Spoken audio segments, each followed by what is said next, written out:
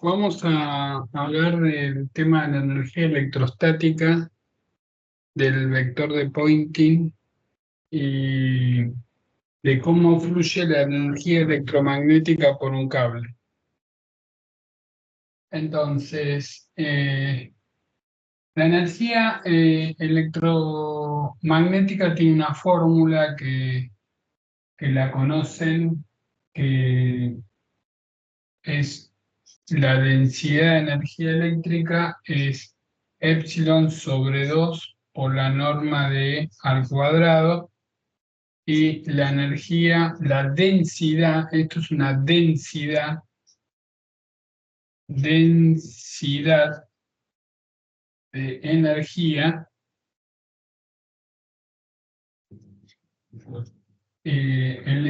magnética es mu sobre 2 por la norma de H al cuadrado. Esta densidad de energía eléctrica, esta densidad de energía magnética.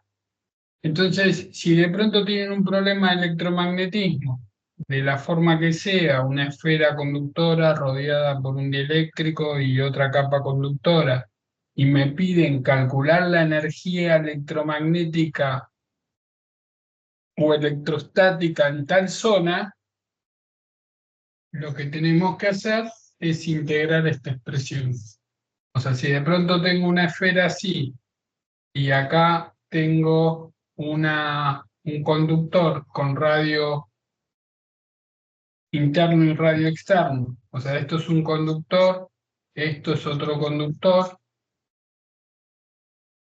y tenemos radio 1, radio 2, radio 3, y me dicen calcular la energía que está acá dentro, entre R1 y R3. Y a veces nos agarra de sorpresa porque están acostumbrados a calcular campos eléctricos, están acostumbrados a sacar diferencia de potencial, pero el tema de la energía electrostática medio que les viene de contragolpe. Uno todo el tiempo usa energía en mecánica, porque es fácil acordarse de la energía cinética, la energía potencial, la energía de rotación, etc. Pero en el caso electromagnético hay que acordarse estas dos expresiones. Esta es para electrostática y esta es para magnetostática. Cuando tenemos los dos fenómenos juntos se suman. Como es una densidad, si yo quiero calcular la energía que tengo atrapada entre R1 y R3, tendré que calcular la integral triple de E sobre 2 por la norma de al cuadrado diferencial B. O sea, así de simple. O sea, el campo eléctrico lo saben calcular, lo van a tener, sacan la norma al cuadrado, lo ponen acá, hacen la integral, sale. Ahora bien, ¿de dónde sale esa expresión? ¿O qué pasa si en vez de darme una configuración continua me dan cambios? Entonces, la energía electrostática de un conjunto de n cargas tiene una expresión un poco más simple, que es un medio de la sumatoria de igual 1 a n de Q sub i por B sub i, donde B sub i es el potencial que tiene cada carga en el punto donde está ubicada. Y el factor un medio viene por lo siguiente: ¿cómo se calcula la energía de configuración de n cargas? Agarro una carga, la traigo del infinito y la pongo en algún lugar. Cero trabajo. ¿Por qué cero trabajo? Porque cuando esa carga la traigo no está luchando contra ningún campo. Cuando traigo la segunda carga, ahí sí, ya tengo que hacer un trabajo, que es la segunda carga, por, por el campo que está generando la otra carga, que es Q1 dividido módulo de R menos R1. Ese sería el potencial de la otra carga. Cuando traigo una tercera carga, lo mismo, y se va acumulando. Entonces podríamos decir que este B sub i es producto de las n cargas, así que sería sumatoria de igual de J sumatoria sobre J y sobre I con J distinto de I de K por Q sub J dividido módulo de RI menos R. Ese sería el potencial. Y si quiero la energía electrostática, hacemos un medio de la sumatoria sobre I de la sumatoria sobre J distinto de I de K por Q sub I dividido RI menos RJ.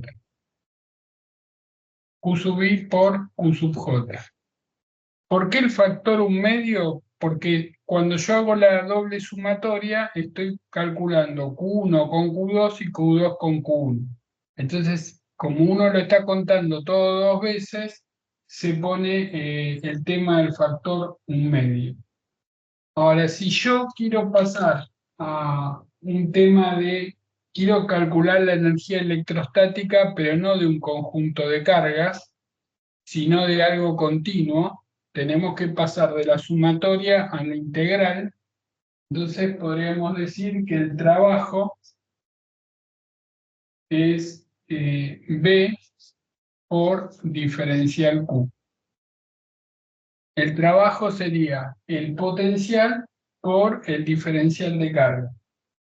Ahora, ¿cómo podemos armar esa integral? De la ecuación de Maxwell sabemos que la divergencia D es ρ sobre epsilon cero.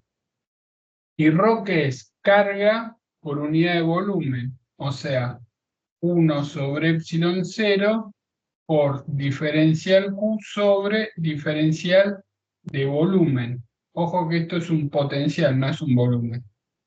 Entonces, el diferencial de carga podemos decir que es epsilon cero por la divergencia de por un diferencial de volumen. Lo voy a escribir volumen así en castellano.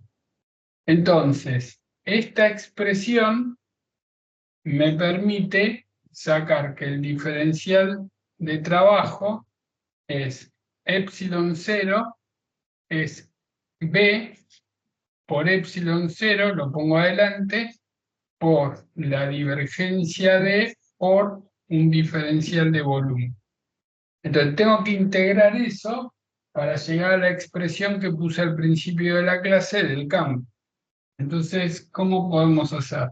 Yo tengo que el diferencial de W, que el W va a ser la integral de volumen de epsilon cero por el potencial por la divergencia de diferencial de volumen. Entonces lo que podemos hacer es el método de partes para hacer esa integral. Podemos decir que la divergencia de B por E es el gradiente de B por E más B por la divergencia de, como una especie de regla del producto. Cuando vimos análisis 2 y unas playlists, les dije que si tienen la divergencia de un campo escalar por un campo vectorial, es el gradiente del campo escalar por el campo vectorial más el campo escalar por la divergencia del campo vectorial. Entonces yo quiero hacer esta integral, o sea, quiero que esto que está acá. Entonces podemos decir que esa integral es dB por la divergencia de, es la integral triple de la divergencia de B por E por diferencial B de volumen menos la integral triple de la divergencia de B por E diferencial de volumen. Esto, por el teorema de Gauss, análisis 2, integral triple de la divergencia, es la integral de B escalar B por E, diferencial de superficie sobre la frontera. Como estamos integrando en todo el espacio, la frontera sería el infinito, y como el campo eléctrico cae como 1 sobre R cuadrado, este término tiende a 0. Por otro lado, yo sé que E es igual al gradiente de B, así que esto sería menos E. Entonces me queda, me falta el epsilon 0 acá, el epsilon 0 acá, me queda más epsilon 0 por la integral triple de la norma de E al cuadrado diferencial de volumen. Y ahí queda la expresión de la densidad de energía electrostática, saco la integral y me queda 1/2 de epsilon 0 por la norma de E al cuadrado. ¿De dónde viene el 1/2? De lo que dije antes. Uno cuando hace toda esta integral de traer, porque por más que sea un continuo, es como que va trayendo pedacitos de carga. Entonces es como que trae la 1, la 2, la 3, la 4, y cuando va calculando la energía potencial está sumando 2 veces Q1 con Q3 y Q3 con Q1. Por eso aparece el 1/2. Entonces tenemos una fórmula ya para calcular la energía electrostática y la energía magnetostática. O sea, tenemos una expresión para la densidad de energía. Así que podemos poner la densidad de energía electrostática es E sobre 2 por la norma de E al cuadrado. La densidad de energía magnetostática es mu sobre 2 por la norma de H al cuadrado. Entonces, en el espacio, cuando se genera un campo, tenemos energía. Un caso particular es cuando me alejo de las zonas que generan el campo, tenemos una situación que vimos que las ecuaciones de Maxwell derivan en una onda electromagnética. Una onda electromagnética que satisface la ecuación de ondas de la misma forma que el sonido o cualquier fenómeno ondulatorio, y que viaja a una velocidad que es 1 sobre raíz de mu 0 por epsilon 0, que justamente tiene la velocidad de la luz. Y como estamos en una zona alejada, podemos asumir que esa onda es plana. O sea, una de las soluciones de la ecuación de onda son ondas planas. Entonces trabajamos con ondas planas que viajan. Ahora, ¿cuál es la característica esencial de toda onda? Bueno, la característica esencial es que lleva energía de un punto al otro. Entonces, tengo la forma para calcular la energía electrostática, tengo la fórmula para calcular la energía magnetostática, pero yo quiero saber cómo viaja esa energía, para dónde viaja, qué dirección toma. Si analizo un elemento de volumen, ¿qué pasa dentro de ese volumen? ¿Qué puede pasar? Entonces, vamos a volcar las ecuaciones de Maxwell y vamos a investigar de dónde podemos sacar cómo fluye la energía en el espacio. Entonces, las ecuaciones de Maxwell tenemos. Las ecuaciones de Maxwell en medios materiales es rotor B es menos dB a dt, esta es la de Faraday-Lenz. Tenemos rotor de H, recuerden que H se llama vector campo magnético, y el B, que todos llamamos campo magnético, se llama inducción magnética, es J más la derivada de D respecto de T, que es la derivada temporal del vector de desplazamiento. Tenemos que la divergencia de D es ρ libre, y tenemos que la divergencia de B es igual a 0. Esto es el oráculo de las leyes de Maxwell en medios materiales. En el vacío toma otro aspecto. En vez de H se pone B, en vez de D se pone E. En vez de ρ libre se pone ρ sobre epsilon 0, acá viene epsilon 0 por la derivada de respecto de T, y acá queda mu 0 por J. Pero en general este es el aspecto que toman las ecuaciones de Maxwell. Tenemos que el vector de desplazamiento es E por E, si el medio es isótropo y uniforme, porque si no acá tenemos una matriz o un tensor, el campo magnético es mu por H y que J es la conductividad, no sé qué letra ponerle, en general en los libros ponen sigma, lo que pasa es que a veces parece densidad de carga, pero es la conductividad por E. Bueno, entonces tenemos todo este formulero. Y uno dice, cuando resolvimos la ecuación de onda apareció un vector K, donde me indicaba en qué dirección se movía la onda electromagnética. Sabíamos que era una onda transversal, porque la solución de las ecuaciones de Maxwell, presentándolas como ondas planas, el vector E y el vector B, si lo meten en las ecuaciones de Maxwell, se deduce que son dos vectores ortogonales y ortogonales al vector K, que es el vector donde viaja la onda. Entonces, observemos algo interesante. El vector E, ¿qué unidades tiene? Las unidades del campo eléctrico es volt sobre metro. Hay veces jugar con las unidades da certezas. Certeza de un resultado, si lo hicieron bien, y certeza de para dónde tienen que ir. Las unidades de H es de H es amper sobre metro cuadrado. Entonces, campo eléctrico es volt sobre metro. Campo magnético es amper sobre metro cuadrado. Y yo estoy escudriñando para dónde va la energía.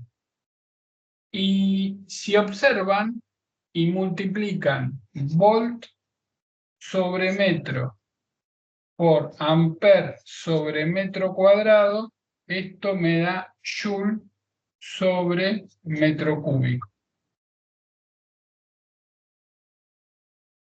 Y joule sobre metro cúbico es una densidad de energía. No, joule no, watt. Watt, no, joule. Joule sobre metro cúbico. Eso es una energía, joule sobre metro cúbico. Ahora uno dice, bueno, ¿cómo hago? Porque tengo E y tengo H. Si los multiplico, obtengo una especie de densidad de energía. ¿Y qué podemos hacer? Tengo dos vectores. ¿Cómo se multiplican los vectores? Y tengo dos opciones. E por H es una opción y la otra opción es E producto vectorial H.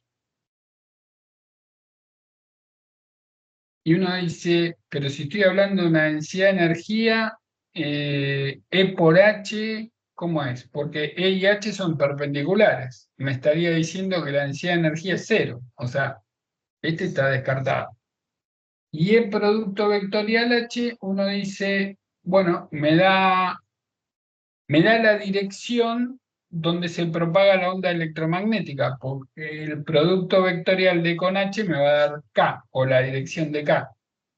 Entonces es un buen indicio de explorar qué pasa con el producto vectorial H, porque eso me va a decir no solamente en qué dirección se mueve la energía, para dónde fluye o de dónde fluye, sino que me va a dar una idea de cómo calcularlo. Entonces, tenemos que hacer el producto vectorial de E con H. Entonces, tengo E, tengo H, y quiero hacer el producto vectorial de E con H. Entonces hay que saber un truco, una propiedad de las tantas que tienen que tener en la cabeza, que es que la divergencia de un producto vectorial es fácil de acordarse. Es B por la divergencia de A menos A por la divergencia de B. ¿Sí? Hay 3 o 4 fórmulas de divergencia, de que la divergencia del rotor es cero, que bueno, tan buena saberla, incluso en matemática, puede aparecer una demostración o algo que tengan que usar algo de eso. Entonces, yo digo, bueno, uso esa propiedad con E y H, porque más o menos ya tenemos idea de que E y H van a ir para algún lado. Te voy a borrar las ecuaciones de Maxwell, total ya las tenemos en la cabeza, y uso esa propiedad con E y H. Así que digo que la divergencia de producto vectorial H me da H por la divergencia de E menos, a ver, B está bien, menos E por la divergencia de H. No, divergencia no, acá va rotor, rotor, rotor, rotor. Esa es la propiedad. La divergencia del rotor es B por el rotor de A menos A por el rotor de B. O sea, esto es un número, esto es un número, esto es un número. Bien, pero el rotor de E y el rotor de H, si uso las ecuaciones de Maxwell, me dice algo. O sea, el rotor de E sabemos que es menos la derivada de B respecto de T. Y el rotor de H sabemos que es igual a J más la derivada de D respecto de T. Miren que se está armando una ensalada porque tengo E, B, D, me conviene uniformar. Entonces yo sé que B es mu por H. Entonces me queda menos mu por H por la derivada de H respecto de T menos E. D es E por E, así que puedo sacar la E por E por la derivada de E respecto de T menos E por J. Bien, tengo H por la derivada de H respecto de T. Y quiero que aparezca la energía. Recordemos que la energía era esto y esto. Y si yo tengo H por la derivada de H respecto de T, tranquilamente esto puedo decir que es la derivada respecto de T de un medio de H por H. Porque esto es la derivada es H por la derivada de H más al revés por un medio, entonces me da esto que está acá. Así que podemos decir que esto es menos un medio de la derivada respecto de T, o sea, vamos a poner así. Esto es la derivada respecto de T con signo menos de mu por la norma de H al cuadrado, menos, acá lo mismo, sobre 2, menos la derivada respecto de T de E por la norma de E al cuadrado sobre 2, menos E por J. Entonces, ¿qué llegamos? Llegamos a que el rotor de la divergencia de E por H son estos tres términos. Acá, en estos dos términos, me apiolo, yo digo, esa es la variación de energía electromagnética en el tiempo, la variación temporal. Fíjense, esto es la energía magnética, esto es la energía eléctrica. Así que podemos decir lo siguiente, que la divergencia de producto vectorial H es menos la derivada de la densidad de energía electromagnética respecto del tiempo menos E por J.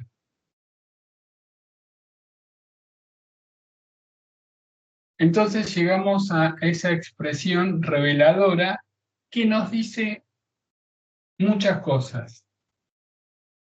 Nos dice que una onda electromagnética lleva energía. Me dice la dirección en la que lleva esa energía, ese flujo de energía, es el producto vectorial de E con H, que está asociado al vector K. El vector K es en módulo 2π sobre lambda y tiene la dirección de la onda. Entonces, esto es una divergencia. Si yo aplico el teorema de Gauss y integro miembro a miembro, lo que ocurre acá es que esto es el flujo de este vector en una superficie. Ese vector, S, se llama vector de Poynting y como tiene energía por unidad de tiempo es watt sobre metro cuadrado. Esas serían las unidades del vector de Poynting. O sea, es la potencia por unidad de área o la energía por unidad de área y por unidad de tiempo que está atravesando una superficie.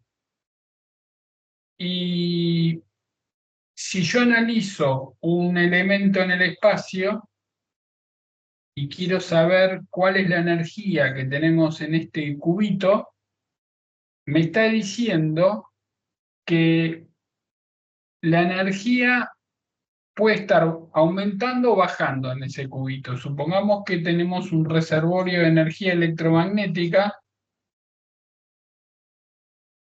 ¿Qué pasa si en este cubito, supongamos que, ¿y esto qué representa? Esto representa potencia disipada. Es la energía que se quema. Recuerden que una carga, el campo magnético no hace trabajo sobre una carga, es el campo eléctrico. Así que E escalar J está asociada con la potencia disipada. Entonces, supongamos que no hay potencia disipada. Tenemos esta igualdad. ¿Qué me está diciendo?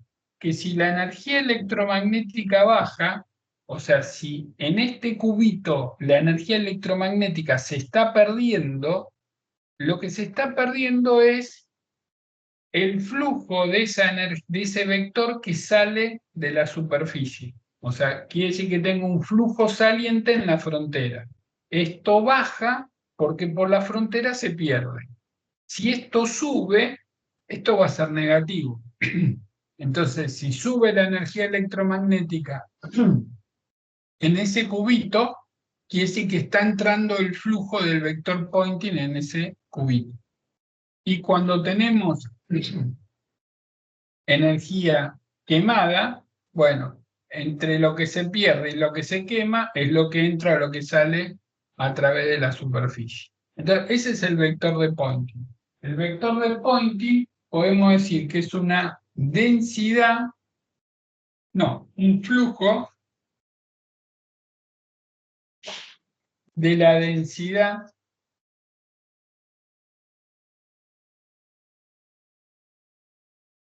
superficial de potencia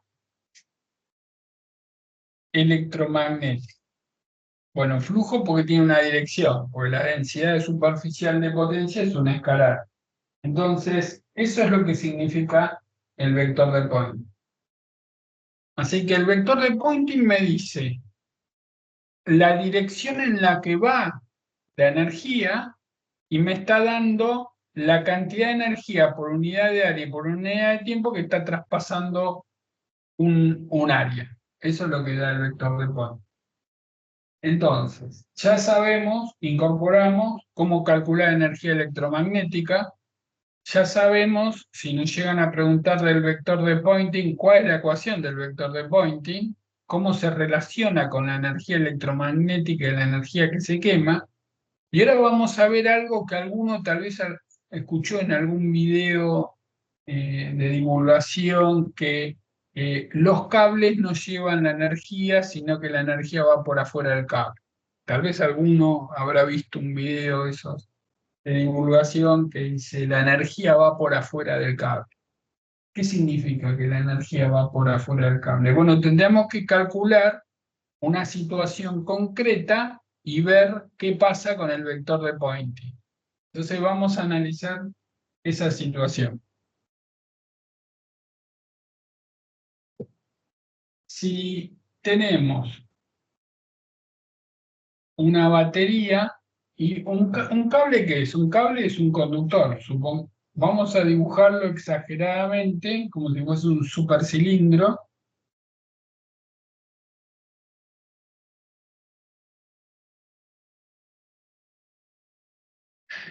Este sería un conductor.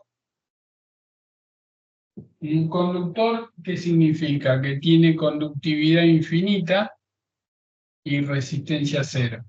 Eso es un conductor. Y supongamos que acá tenemos una resistencia, esto está tierra, o sea, todo tan vinculado. Esto tengo una B sub 0, acá tengo una R. Y lo que queremos saber es qué pasa, cómo fluye la energía. Bien, para eso tenemos que calcular el vector de Poynting en el conductor. ¿Y cómo calcula el vector de Poynting? Bueno, es un producto vectorial. Tendríamos que calcular E y tendríamos que calcular H. Lo que podemos decir es que por acá va a venir una corriente, ¿sí? Esa corriente va a ser B sobre R. Esa va a ser la corriente. Entonces la pregunta es, ¿cómo va la corriente? Porque acá tengo una batería, acá tengo una resistencia y acá tengo un conductor. Ahora, un conductor en equilibrio, las cargas, no puede haber cargas dentro del conductor, pero la corriente tiene que mantener una continuidad. Entonces, lo que ocurre es que las cargas van en general por la superficie del conductor. Entonces, acá tenemos carga circulando por la superficie del conductor y cuando tengo una carga circulando, genera un campo magnético a su alrededor. O sea, acá tenemos líneas de campo magnético así, por la regla de mano derecha la corriente va así. Entonces tenemos líneas de campo magnético envueltas en el cable. Entonces, la batería genera un campo en el espacio, ¿no? Por todo el espacio hay un campo eléctrico. Ahora la pregunta es, ¿cómo es el campo eléctrico en el conductor? Entonces, en el conductor, adentro no tiene campo, y recuerden que la componente tangencial del campo eléctrico tiene que ser continua. Entonces, no puedo tener componente tangencial del campo eléctrico sobre la superficie del conductor. Entonces, en general, o principalmente, el campo eléctrico en un conductor en la zona cercana al conductor es perpendicular a la superficie del conductor. O sea, en el campo eléctrico va a ser normal a la superficie del conductor. Como esto es una curva, ¿no? Acá va a ser así, acá va a ser así, acá va a ser así, siempre perpendicular. Esto sería el campo eléctrico. E es perpendicular a la superficie del conductor. Entonces, si yo digo que S es igual a E producto vectorial H, hacemos el vector. Por ejemplo, acá arriba, Profe, B viene hacia el... ¿Cómo? profe, una preguntita. ¿Se ¿Sí? podría argumentar que es perpendicular al conductor porque la superficie es un equipotencial? Sí, sí, sí, también. Siempre en los conductores eh, tenemos que las líneas de campo eléctrico son ortogonales. Bueno, entonces, cuando hago el producto vectorial de E con H, por ejemplo acá arriba, me da voy a dibujarlo acá. Entonces, en esta zona, S es así. En la zona de abajo, hacer el producto vectorial me da así. O sea, S es paralelo al conductor. O sea, la energía electromagnética fluye externamente en forma paralela al conductor. Esa sería la idea. Entonces, ahí tienen lo que dicen, la energía no fluye por los cables, sino va por afuera. Bueno, es analizando el vector de Pauli. Ahora, ¿qué pasa cuando tenemos una resistencia? O sea, cuando esto no es un conductor. Cuando esto no es un conductor, sigma no es infinito, entonces el campo eléctrico, aparte de tener una componente radial, tiene una componente, que entra, ¿sí?, al conductor. Entonces, ahí tenemos que las líneas del flujo electromagnético entran al cable. Y cuando entran al cable, lo que ocurre es que se produce la disipación de calor. Y lo que se puede calcular es que la energía que entra es igual a la potencia disipada. A ver si calculamos eso. Si yo tengo ahora una resistencia, tengo una resistencia así,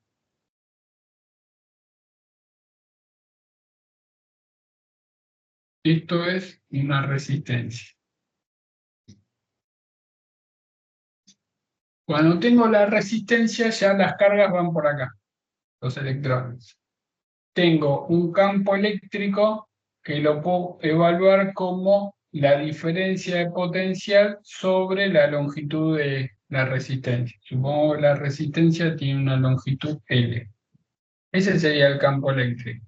El campo magnético que se genera, si lo hacen por ampere, es mu0 por I dividido 2pi por A. Acá tengo el campo eléctrico, acá tengo el campo magnético. Así que H lo puedo calcular porque H es B dividido mu0, me queda I sobre 2pi por A. Entonces, tengo el dato de E y tengo el dato de H. Yo sé que E va así, en forma longitudinal, y H va en forma perpendicular. O sea, el módulo de producto vectorial H sería B0 por L por I sobre 2pi por A. O sea, ¿esto qué es? Esto es la densidad de potencia de la... O sea, esto sería la potencia por unidad de área.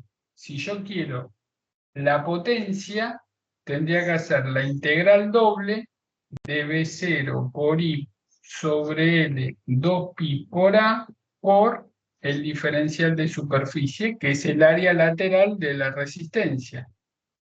Esto sería B0 por I sobre 2pi por A por L y el área lateral es 2pi por A por L. O sea, me queda B0 por I. Y B0 por I es la potencia disipada. O sea, me está diciendo que la energía electromagnética que entra en el cable se libera por efecto Joule. O sea, la cantidad que entra es la cantidad que sale. Bueno, y entonces este es el tema que les quería comentar de energía electromagnética. Entonces ahora ya tienen algo más para trabajar con esto. Esperen que conteste un mensaje. Acá. Bueno, y ahora esto ya está. Lo otro que le quería comentar es una curiosidad. Hay veces en física uno piensa algo y llega a una conclusión y de pronto busca similitudes con otra cosa. Por ejemplo, el tema de la doble rendija, que era una apuesta a que la luz era un fenómeno ondulatorio porque producía interferencia, y después vino un físico y dijo, bueno, hay fenómenos que creemos que son partículas y presentan aspecto ondulatorio, por ejemplo la luz. Y él lo que dijo es al revés: si hay fenómenos que creemos que son partículas y tienen un aspecto ondulatorio, o sea, lo pensó en forma dual, o sea, algo que creemos que son ondas tienen un aspecto corpuscular porque pudieron hacer interferencia con electrones, que los electrones son partículas. ¿Y por qué pudieron hacer interferencia con electrones? Porque a los electrones le asociaron una onda, o sea, lo vieron desde otra perspectiva. Entonces, cuando uno plantea las ecuaciones de Maxwell, divergencia de es ρ sobre epsilon cero, que es el teorema de Gauss, eh, y de ahí se deduce la ley de Coulomb, y la ley de Coulomb es muy parecida a la ley de atracción gravitatoria, porque las dos tienen el mismo formato, y ya lo expliqué en varios videos. La causa es que el origen de ese campo es puntual. Entonces, como el origen de un campo eléctrico es una carga puntual, y yo quiero ver cuál es su efecto sobre otra carga puntual, llego a la ley de Coulomb. O sea, de acá, algo más general, llego a la ley de Coulomb. Igual la ley de Coulomb fue antes de Maxwell. Entonces, y la ley de atracción gravitatoria fue todavía antes de la ley de Coulomb. Uno dice, cada vez que tengo una fuente puntual, aparece una ley que va como 1 sobre r cuadrado. Y uno aprendió a calcular campos eléctricos de cargas puntuales, aplicando la ley de Coulomb, haciendo superposición de cargas continuas, integrando. Entonces, la ley de Gauss no solamente sirve para el campo electrostático, sino que también sirve para el campo gravitatorio.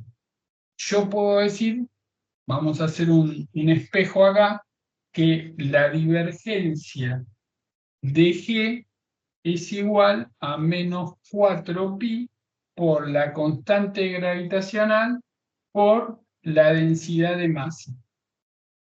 Entonces uno dice, ¿para qué quiero esa fórmula? Y porque, por ejemplo, una vez hace mucho tomaron un problema que creo que lo hicimos acá en Skype, que era la Tierra, le hacían un agujero así y ponían una masita y la soltaba, y resulta que esto queda oscilando y le pedían la frecuencia y qué sé yo. Entonces uno, claro, ¿cómo saca el campo gravitatorio dentro de la Tierra? Porque ustedes están acostumbrados a sacar el campo gravitatorio afuera de la Tierra, pero adentro de la Tierra no sale así nomás. Ahora, como en la cabeza, en los astrocitos, ya saben calcular los campos eléctricos con Gauss, fuera y adentro de una distribución de carga uniforme, pueden usar la misma matemática para sacar el campo gravitatorio de un planeta, afuera y adentro. Fuera va como 1 sobre r cuadrado y adentro crece radialmente. O sea, tanto el campo gravitatorio de una distribución de carga uniforme de radio r como el campo gravitatorio de una distribución de masas uniforme, afuera de la esfera decae como 1 sobre r cuadrado. Adentro de la esfera crece radialmente. ¿Por qué decae como 1 sobre r cuadrado? Porque no es puntual, pero es esférico. Entonces es como que gestiona algo que avanza en forma esférica. Como que la intensidad va viajando, alejándose de esa esfera en una distribución cada vez más grande, entonces como la energía es la misma, se distribuye en un área más grande, entonces va como uno sobre R cuadrado. Entonces, esta fórmula es útil para sacar el campo gravitatorio dentro de la esfera, y si saco el campo gravitatorio dentro de la esfera, puedo hacer la ecuación de movimiento de esta masita y da que es un resorte. Así que está buena esta fórmula. Entonces, uno puede jugar y puede decir, bueno, acá con Gauss yo sacaba campos eléctricos de no solo de esferas, de cilindros, de cables infinitos, de discos, etc. Entonces, uno podría decir, con esta fórmula puedo sacar campos gravitatorios de un plano. Claro que si uno mira de pronto la gravedad tiende a que algo sea esférico o si está girando sea modo de espiral, pero están en el examen del IB y en el examen del IB le pueden tirar cualquier cosa. Le pueden decir que está en una constelación donde hay un planeta que se puede considerar como que es un plano infinito y tiran una piedra, ¿cuál es la altura máxima? Entonces no pueden, tienen que calcular el campo gravitatorio como hacían acá exactamente igual, nada más que en vez de poner ρ sobre epsilon 0, ponen menos 4 pi por g por ρm. Entonces, esta similitud entre la ecuación de Gauss y tanto para campo gravitatorio, para campo magnético, podemos jugar un poquito. Porque uno dice, bueno, las ecuaciones de Maxwell son rotor de E igual menos la derivada de B respecto de T. Esa es Faraday. Tenemos divergencia de B es igual a cero. Tenemos rotor de B es igual a mu 0 epsilon 0 por la derivada de respecto de T más mu 0 por J. Entonces, estas son las cuatro ecuaciones más.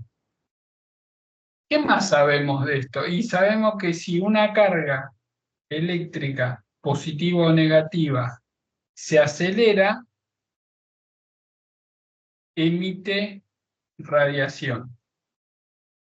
Eso lo habíamos hecho cuando teníamos la deducción de las ondas electromagnéticas, que teníamos un generador en una antenita y se emitía se generaba una frecuencia de oscilación en el conductor, teníamos un campo eléctrico dipolar, eso generaba un campo eléctrico dipolar que se va invirtiendo, o sea, es variable en el tiempo, genera un campo magnético, el campo magnético genera un campo eléctrico y son esos eslabones que se van cercando uno con otro y llevan energía electromagnética. O sea, una carga que se acelera genera una onda en la cual viaja energía eh, alejándose. Entonces uno se podría preguntar, ¿y qué pasa acá? Una masa que se acelera estaría emitiendo una onda que a su vez lleva energía. Fíjense en el espejo entre una y la otra. Entonces, podríamos decir que el campo gravitatorio, una perturbación igual que en el campo eléctrico, genera una onda viajera que la llamarían ondas gravitacionales. ¿Y qué sucede? Uno dice, bueno, entonces es cuestión de ver alguna onda gravitacional a ver si se puede detectar. El tema problemático es el siguiente, que ya hablamos que la fuerza electrostática es 10 a la 39 veces superior a la gravitatoria, o sea, es muy débil la interacción gravitatoria. Entonces serían ondas gravitacionales sumamente débiles y hay que ingeniárselas para detectar. Bueno, las detectaron en el año 2016. y Profe, bueno, tuvieron un premio Nobel. ¿Cómo? em, que el análogo a B, pero en gravedad, ¿qué campo sería? ¿Quién habla? ¿Ligüen? Ahora te comento eso, pero espera, ya vamos a llegar. Entonces, eh, Einstein habló de las ondas gravitacionales en, no me acuerdo, 1918. El experimento, o sea, hicieron miles trataban de medirla, pero no había forma. ¿Por qué? Porque si yo quiero medir una onda gravitacional, ¿dónde la mido? Y en la Tierra. Pero ¿qué pasa? ¿Qué es lo que estoy midiendo? Tose la persona que está al lado, ya me genera una perturbación. Pasa un colectivo, me genera... O sea, es muy conflictivo. Es interesante ver cómo hicieron para medir el tema de las ondas electromagnéticas.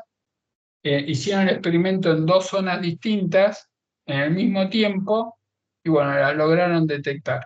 Sí, el proyecto LIGO, ¿no? Que lo hizo Sí, Kip Thorne. no sé, no sé quién lo hizo, pero sé que lo hicieron y lo detectaron. Entonces, eh, detectaron las ondas gravitatorias.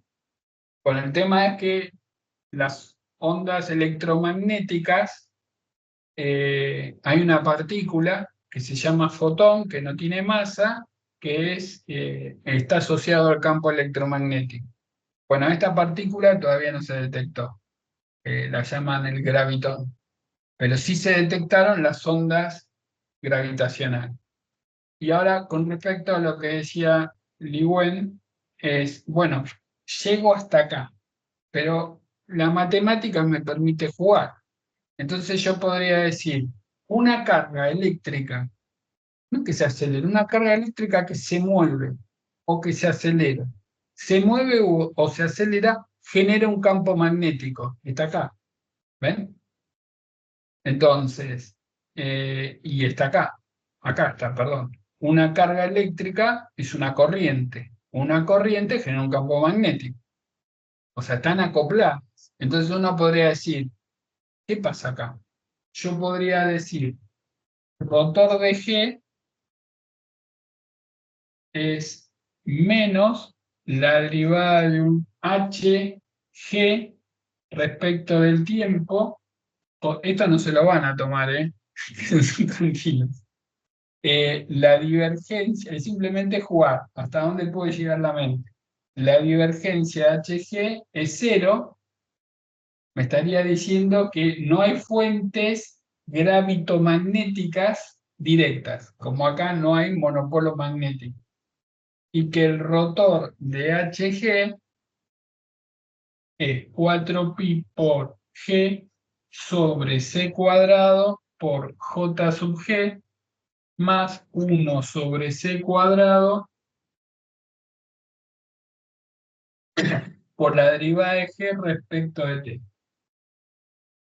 Entonces, esto se llama las ecuaciones del campo gravitométrico.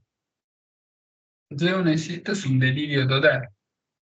Eh, y el problema de esto es que tiene un valor muy chiquitito, porque la constante gravitacional, no me acuerdo, pero es 10 a la menos algo, y esto está dividido por c cuadrado, o sea, es algo sumamente débil, pero se las ingeniaron para medir esos efectos y para detectarlo. Eh, pero bueno, no es análogo al campo magnético, pero es una componente que genera campo gravitatorio. Y eso se ve en sistemas que están rotando, o sea, cuando tienen masas que están rotando, generan perturbaciones en el campo gravitatorio. Y uno dice, bueno, está bien, medio delirante, pero de las ecuaciones de la relatividad de Einstein, es una ecuación que vincula tensores, eh, altamente compleja, cuyas soluciones se siguen buscando hasta el día de hoy, y en casos particulares, cuando las velocidades de la masa son pequeñas frente a la velocidad de la luz y los campos son débiles, las ecuaciones de la relatividad general desembocan en esto.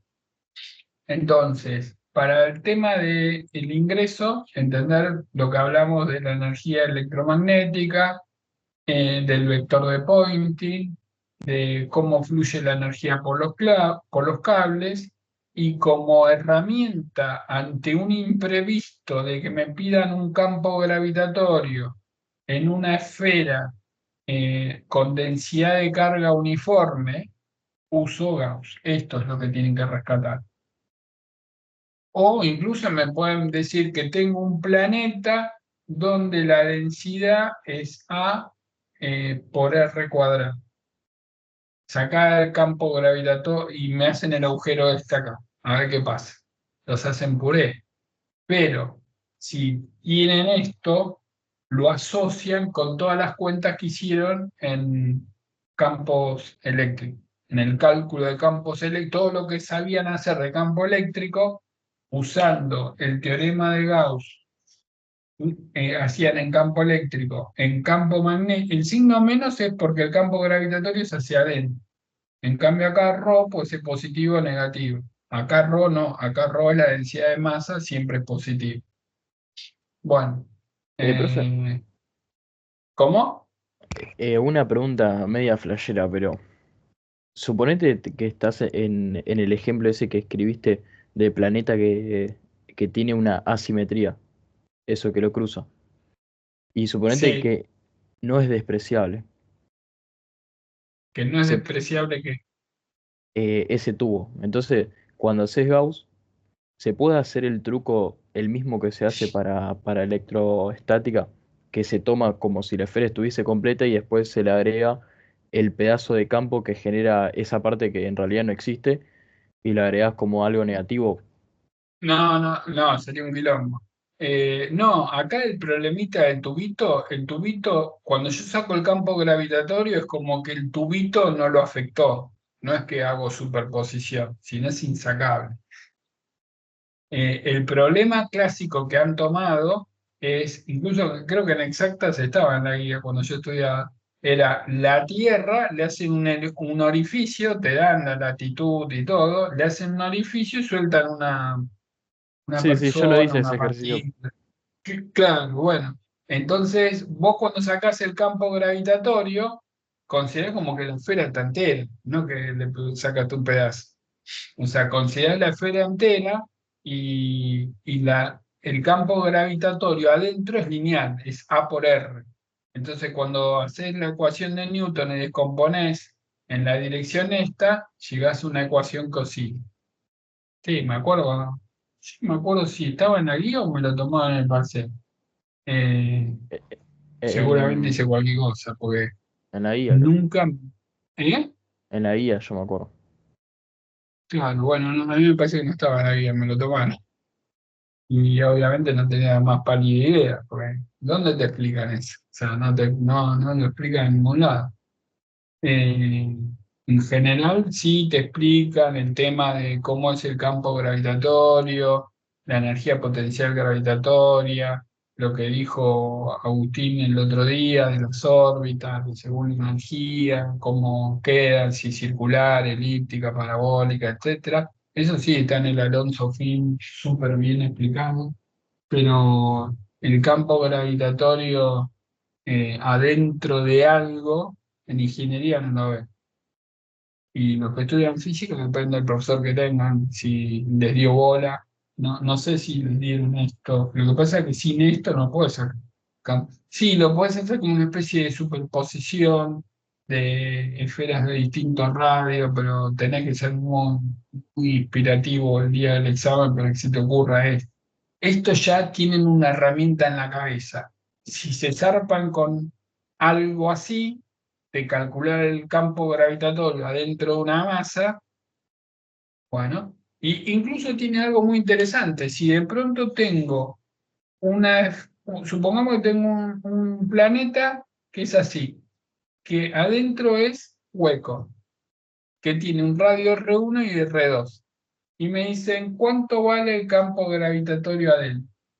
Y si se los agarran de sorpresa, es como el mono, se quedan mirando como diciendo, ¿qué carajo hago? Porque uno dice, si yo pongo un objeto acá, este objeto va a estar atraído por esta parte y también va a estar atraído por la otra parte.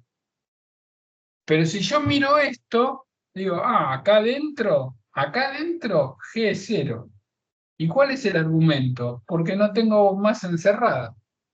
Y si me decís, pero si yo me paro acá, bueno, acá está atraído por esta parte y también está atraído por esta otra parte. Obviamente esta es más intensa que esta, pero tengo más zonas que tiran para allá débilmente que compensan estas que tiran fuertemente. Entonces, es sensacional tener en el bolsillo Gauss gravimétrico, por así decirlo. Porque ahí al toque, ni lo dudas. Tomo una superficie de Gauss y digo, no tengo masa encerrada, no hay campo gravitatorio. Listo, está bueno. Bueno, también me pueden dar un planeta así, con un agujerito, y acá una nave espacial que sube y baja por Taylor. eh, no se tienen que asustar.